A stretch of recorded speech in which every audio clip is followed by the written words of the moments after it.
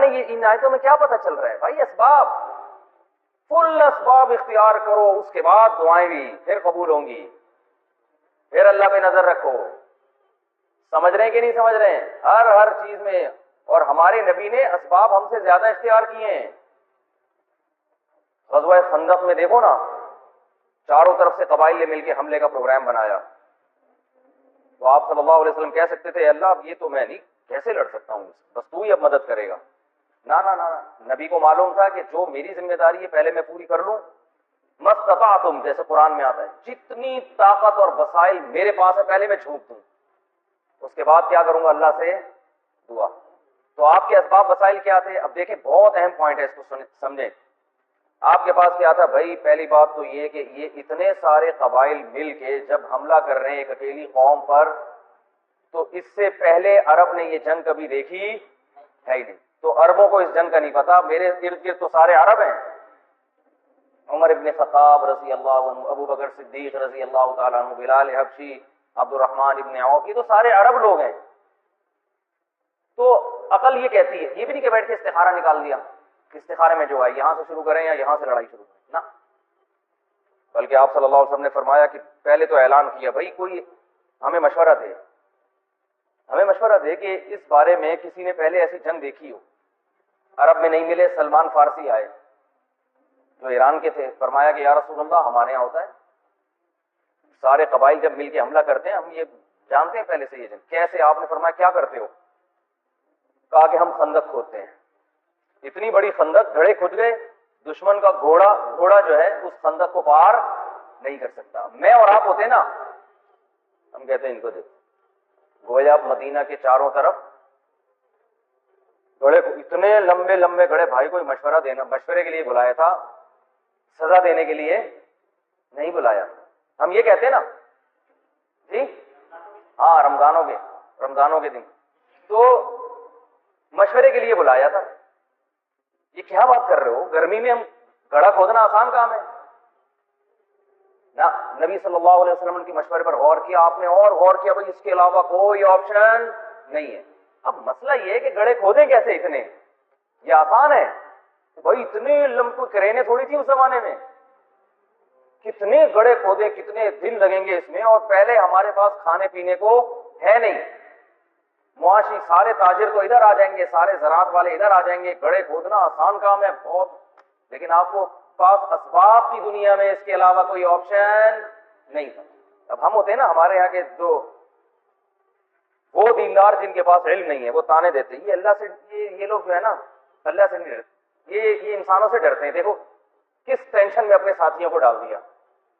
بچانے والی ذات کیا ہے؟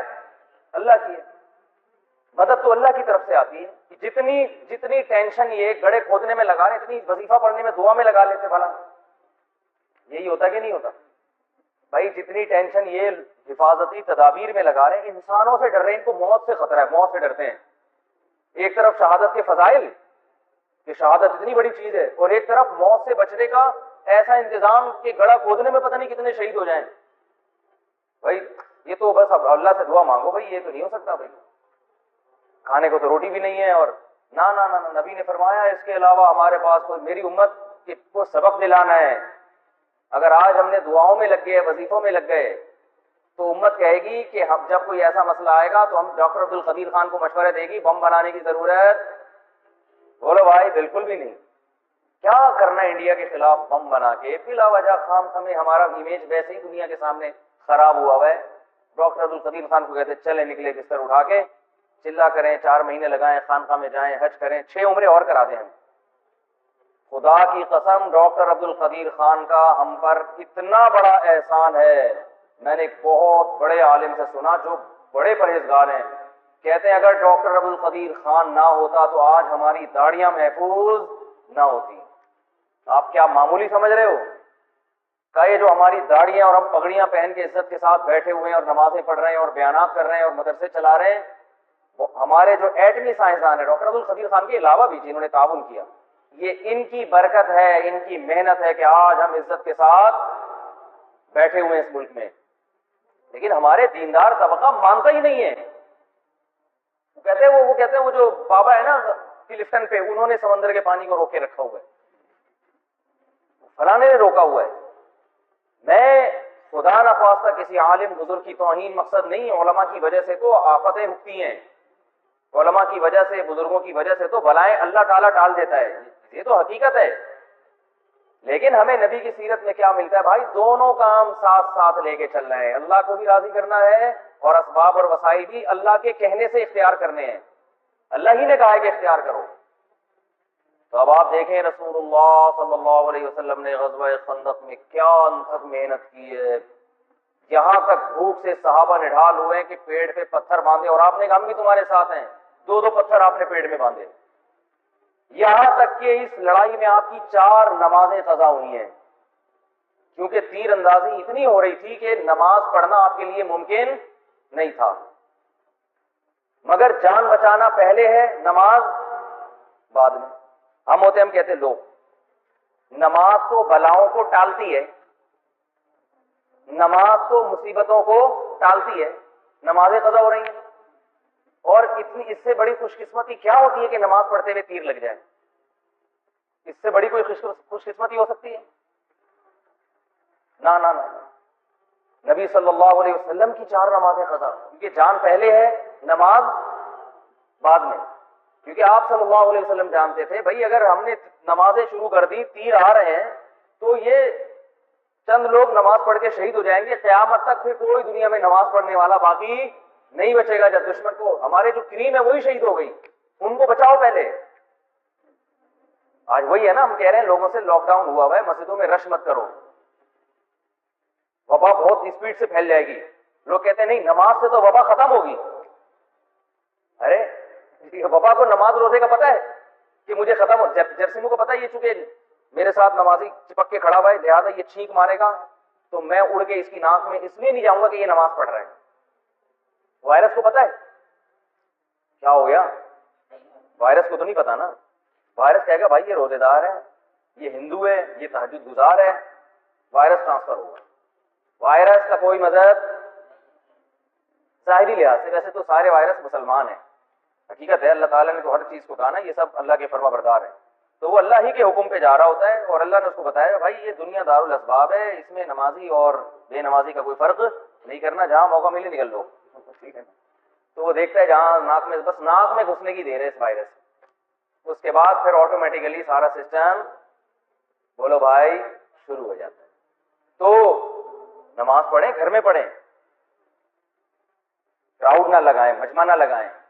تو خیر کہاں سے کہاں بات چلے گی. تو آپ صلی اللہ علیہ وسلم نے سارے اسباب اور وسائل اختیار کرنے کے بعد جو آپ کا کام تھا کر لیا. اب اللہ نے کہا اب جو تم سے نہیں ہو سکتا وہ کون کرے گا؟ وہ میں کروں. آپ سے کیا نہیں ہو سکتا؟ اتنے لوگوں کے کھانے کا انتظام آپ سے نہیں ہو سکتا, غربت ہے. صحابی آتے ہیں یا رسول اللہ صرف آپ کے کھانے کا انتظام ہے میرے پاس, آپ کی حالت دیکھی نہیں جا رہی, باقیوں کا کر لیں گے. آپ نے فرمایا لے آؤ, سب کو لے آؤ. بھائی سب کو کیسے لے آئے, ہانڈی میں اتنا نہیں ہے, فرمایا لے آؤ. دسترخوان لگایا گیا. آپ نے فرمایا کہ اپنی بیوی سے کہہ دو کہ دیگچی سے ڈھکن نہ ہٹائے, بس چمچے سے نکال کے دیتی جائے. وہ دیتی جا رہی ہیں اور نکلتا ہی جا رہا ہے. یہ جو گھر میں جا کے ڈھکن دیکھتی ہوں میں جھانک کے دیکھتے ہو نا, اس سے برکت ختم ہوتی ہے کھانے کی. جا کے دیکھ رہے تھے کتنی بوٹیاں رہ گئی, ڈال رہے ہوتے ہیں نا جب بار بار جھانک کے دیکھ رہے ہوتے ہیں, ایسا تو نہیں میرے حصے میں کوئی آئی نہیں کچھ. تو اللہ پہ توکل رکھو, اعتماد رکھو, مل جائے گا آپ کو بھی. 2-3 کوفتے آپ کے حصے میں بھی.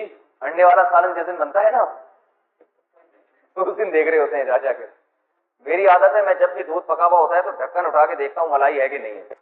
میری عادت ہے, پتہ نہیں. اور پھر وہ وہاں سے ملائی چند سیکنڈوں کے اندر, میں پرواہ نہیں کرتا. ملائی کے بارے میں نے گھر والوں کو بتایا ہوا ہے کہ اگر اس کو بچا کے رکھنا ہے, گھر والے بعض گھی بھی نکالتے ہیں ملائی سے, گھی نکالنا ہے, کچھ بھی نکالنا ہے, تو میرے ڈھکن تک پہنچنے سے پہلے یہ کاروائی ہو جانی چاہیے. مجھے اگر دودھ کے اوپر گرم ملائی نظر آئی اور میں نے دیکھی تو پھر میں کسی کی نہیں سنی. بعض گھر والے کہتے ہیں دودھ کا بیڑا غرق ہو جائے, ساری ملائی اٹھا دو دودھ میں, پھر وہ رہتا نہیں نا, اس میں جان نہیں رہتی, دم نہیں رہتا. تو ملائی ہمیں پسند اتنی ہے, گرم جو نہیں دودھ کے اوپر جو ویسے تیر رہی ہوتی ہے, بڑی لذیذ ہوتی ہے, لوگ کھاتے نہیں آج کل. تو آپ صلی اللہ علیہ وسلم نے کیا فرمایا کہ گھر والوں سے کہنا کہ وہ دیتے رہے نکالنے. سب نے سیر ہو کے پیا ہے، دودھ کا ایک پیالہ سب نے سیر ہو کے پیا، اور پھر معجزے ظاہر ہو رہے ہیں. آپ نے کدال چلائی، چنگاری اڑی، آپ نے فرمایا کہ میں کیسر و کسریٰ کے خزانے اپنی امت کے ہاتھوں میں دیکھ رہا ہوں، ان قریب روم اور فارس کی سلطنتیں تباہ ہونے والی ہیں. تو بھائی یہ کر کے سپر پاور کو تباہ کرنے کا کی خوشخبریاں سنا رہے ہیں کہ جو میرے ساتھی یہ کر رہے ہیں نا، اللہ نے مجھے خوشخبریاں دے دی ہیں کہ ان قریب دنیا کی سپر پاور انہی لوگوں کے ہاتھوں سے، جن کے پاس پہننے کے لیے چپل نہیں، جن کے پاس کھانے کے لیے روٹی نہیں، تم ان قریب ان کے کنگن تمہارے پاس آنے والے ہیں، سونے کے کنگن، اور آئے پھر صحابہ کے ہاتھ میں. یہ سب کچھ کرنے کے بعد پھر اللہ کی طرف سے کیا آتی ہے؟ مدد، معجزے. ہم یہ سب کچھ دیکھتے نہیں ہیں اور معجزوں کو فوکس کر رہے ہوتے ہیں. یار وہ بدر میں فرشتے اترے تھے یار وہ نبی صلی اللہ علیہ وسلم تو بدر میں میدان میں اتنی رو رو کے دعائیں مانگی تھی. یہ سب کچھ کرنے کے بعد سمجھتے ہو کہ نہیں سمجھتے ہو؟ تو اللہ تعالیٰ نے اس دنیا کو اسباب سے جوڑ دیے. بھائی جو محنت کرے گا اسے ملے گا. غیر مسلموں نے کی، ان کو مل گئی. ہم پیڑے کھا رہے ہیں بیٹھ کے. کوئی مسئلہ خراب ہوتا ہے، یہ وظیفہ پڑھ لو، فلانا وظیفہ پڑھ لو. یہ ابے بھائی تو اسباب تو پورے اختیار کر کامیابی کے. کل ایک کوئی آیا، بچی کے لیے رشتہ آیا ہے، وہ بچی کو رشتہ پسند نہیں آ رہا.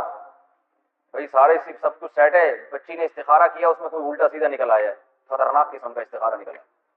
میں نے کہا اس بچی کو بندہ پہلے ہی پسند نہیں ہوگا، تو وہی دماغ میں لے کے سوئی ہوگی تو الٹا سیدھا آ گیا. تو جو دماغ میں لے کے سوتے ہو وہی آ جاتا ہے. حدیث میں تو آتا ہے بھائی اچھا رشتے کا انکار مت کرو. یہ تو نہیں کہا کہ اچھا رشتہ آئے تو استخارہ نکالو، پھر دیکھو ادھر آیا تو ادھر چلے جاؤ، ادھر آیا تو. یہ استخاروں نے آج کل کے جو استخارے، سنت استخارے کی بات نہیں کر رہا، یہ جو آج کل استخارہ ہو رہا ہے یہ امت کا بیڑا غرق کر رہا ہے. پہلے ہی امت ایسے کام کرتی ہے جس کی کوئی ریزن نہیں ہوتی، اوپر سے استخارے کی وجہ سے باقاعدہ ایسے کام کرے گی جو بالکل ان لاجیکل ہوں گے، کیونکہ استخارے میں نکلے ہوں گے وہ. اس لیے بار بار کہتا ہوں استخارہ محض ایک دعا ہے کہ یہ بہتر ہے تو مقدر کر دے، بہتر نہیں ہے تو مقدر نہیں کر. کرنا وہی ہے جو کھوپڑی میں آ رہا ہے. گراؤنڈ ریئلٹی کو سامنے رکھ کر فیصلہ کرنا ہے، استخارے کو سامنے رکھ کر فیصلہ نہیں کرنا ہے. نہیں سمجھ میں آ رہا تو جیسے چل رہے ہو ویسے